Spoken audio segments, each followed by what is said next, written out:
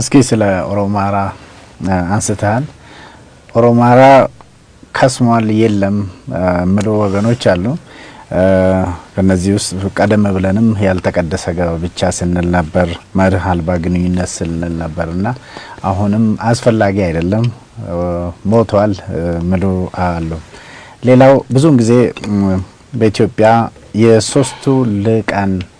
ሽኩቻ አለ ብለ ተናገራለ ኦሮሞ አማራ ትግሬ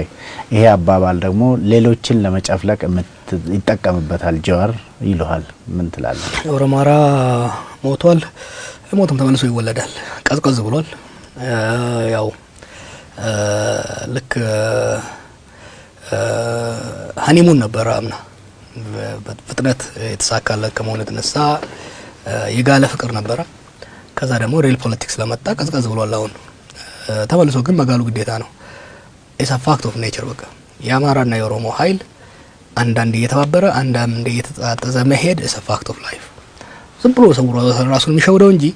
ይሄ ሁለቱ ኃይል ሁሌም ተጻራሪም ነው ግን ተነጣጥሎ መሄድ አይችልም ተነጣጥሎ የራሱን ህልውና ብቻውን ይዞ ሊሄድ አይችልም የኦሮሞ ፖለቲካ ያላማራ ፖለቲካ የለም አማራ ውስጥ ያለ ኦሮሞ ፖለቲካ ሊኖር አይችልም የተሳሰረ ነው ተወዳዳሪም ነው ተገዳዳሪም ነው ኮመንትሬስ ይመጣበት ደግሞ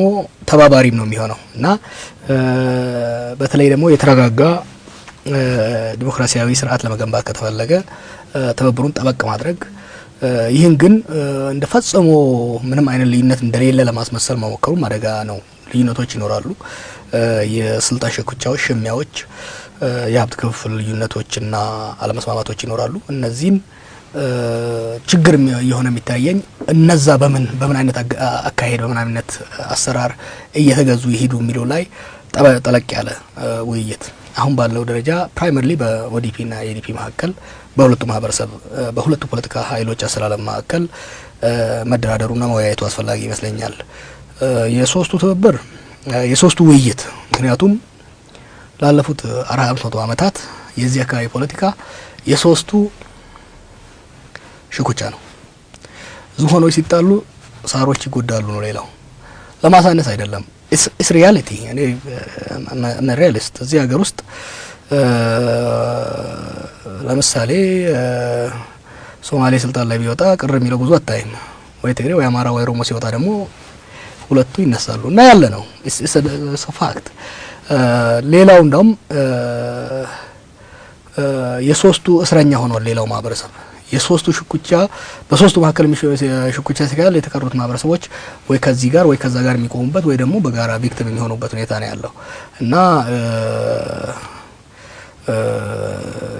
ይሄንን ለመካድ መሄድ አይደለም የኢትዮጵያ ፖለቲካ የሶማሊያን ፖለቲካ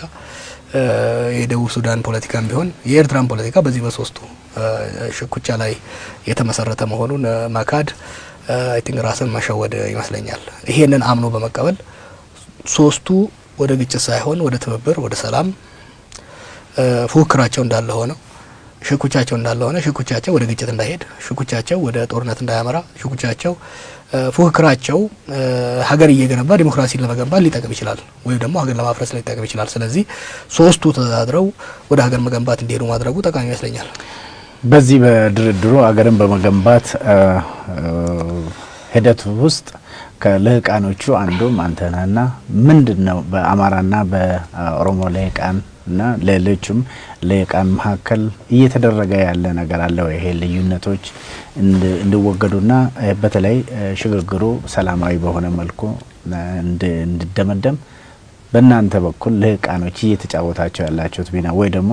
እያደረጋችሁ ያላችሁት አንድ ነገር አለ ወይ አክቲቪስቶች ሚና ካታሊስት መሆን ነው ነገሮች ወደ ዛቅጣጫ መክፋት ነው ጫና መፍጠር ነው ኢንሴንቲቭ መፍጠር ነው ከዚህ አንፃር አይ ቲንክ ጥሩ ስራ እየተሰራ እንዳለ ነው ማየው የልምዱ የለም ያለው የፖለቲካ በአንድ ፖለቲካ ገበያ ውስጥ ፖለቲካል ማርኬት ውስጥ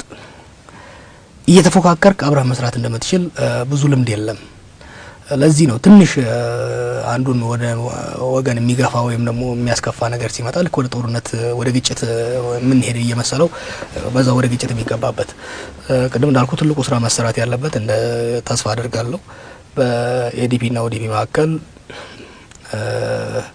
የማስመሰል ሳይሆን ጥልቅ የሆነ ግልጽ የሆነ አንዳንድ ማያቸው ነገሮች ያሳስቡኛል። በዝግ መድረክ ላይ በደንብ ከማብሰልሰል ይልቅ አስመስሉ ይወጣሉ። ከዛ በኋላ ወደ ኮንስቲትዩንሲያቸው ሲሄዱ ወይ በሀሜት መልኩ ወይ በግልጽ መልኩ ኮንትራዲክት እየተደረጉ የሚሄዱበት ሁኔታ አለ። ያ አደጋ አለው። ልዩነቶች አይኖሩ ማለት አይደለም። እነዛ ልዩነቶች ግን አትሊስት በዚህ በሽግግሩ ወቅት በውስጥ እየበሰሉ መሄድ መቻል አለባቸው። ፖለቲካ የማሱ ቢዝነስ አይደለም። ፖለቲካ የልሂቃን ቢዝነስ ነውና ልሂቃኖቹ ቢሃይንድ ዶር የሆነ አይነት ውይይትና ድርድር ማድረጉ አስፈላጊ ነው። በበቂ ሁኔታ እየተካሄደ አይደለም። ጠለቅ ያለ አይደለም። ወደ መፈራረጁ የተሄዱበት ለምሳሌ በጣም አብዬ ሲያደንቁት ነበር። አሁን መወር ገልበጥ ብለው ደግሞ ወደ ከትችት ያለፈ አይነት ነገር ውስጥ እየተገባ ነው። ከዛ ይልቅ አይ ቲንክ አብይም እንደ የፌደራሉ መንግስት መሪም እንደ ኦዲፒም የነሱን ኮንሰርንና የነሱን ፍላጎት ጠለቅ ብሎ ማዳመጥ መቻል አለበት። ሊወያያቸው ይገባል። እነሱም ደግሞ ወደ ሀሜትና ወደ ሌላ አይነት ከመሄድ ይልቅ የዚህ መንግስት እቺ መንግስት በጋራ ነው እያስተዳደሩ ያሉት የፌደራል መንግስቱን። የስልጣን እጥረት ካለ የፖሊሲ ልዩነት ካለ እነዛን ነገሮች ጠበቅ አድርጎ መወያየቱ አስፈላጊ ነው። ከውጭ ያለ ነው ደግሞ ግጭቶች እንዳይባባሱ መደገፍ፣ ነገሮች ሲመጡ የማርገብ መወያየት ያለባቸው አጀንዳ ሲታዩን ደግሞ ወደፊት በመግፋት እንዲወያዩበት ጫና መፍጠሩ ጠቃሚ ይመስለኛል።